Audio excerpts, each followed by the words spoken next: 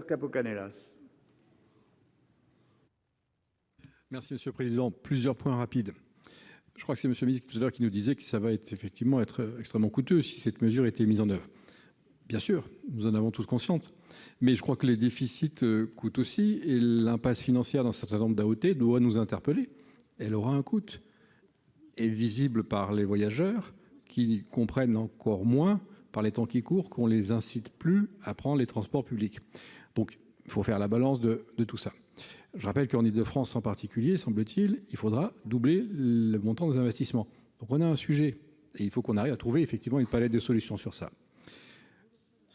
Sur les mesures générales, vous avez forcément raison là-dessus. Je pense que ça passera mieux si c'est une mesure générale. On peut se rejoindre, et c'est d'ailleurs le cas, je crois, de mon amendement. Sur la question de la baisse de TVA, en nous disant, oui, mais parfois on augmente les prix. Il faudra faire les deux. Il faut qu'il y ait une baisse de TVA, il faut que les AOT puissent augmenter les prix. C'est ça l'objectif aussi, c'est qu'elles puissent se refaire un peu financièrement pour assumer le fonctionnement et l'investissement. Monsieur le rapporteur général,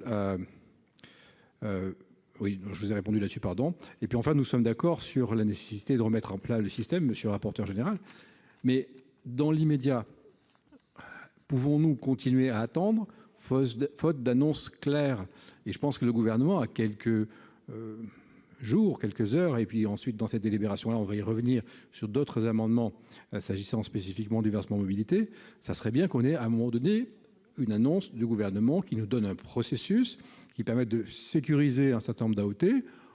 Moi, je suis francilien, je suis plutôt attentif à ce que dit la présidente de la région Île-de-France, qui a plaidé son dossier, et il me semble que ça appellerait quand même une réponse devant la représentation nationale très claire, et nous sommes nombreux à l'attendre. Merci.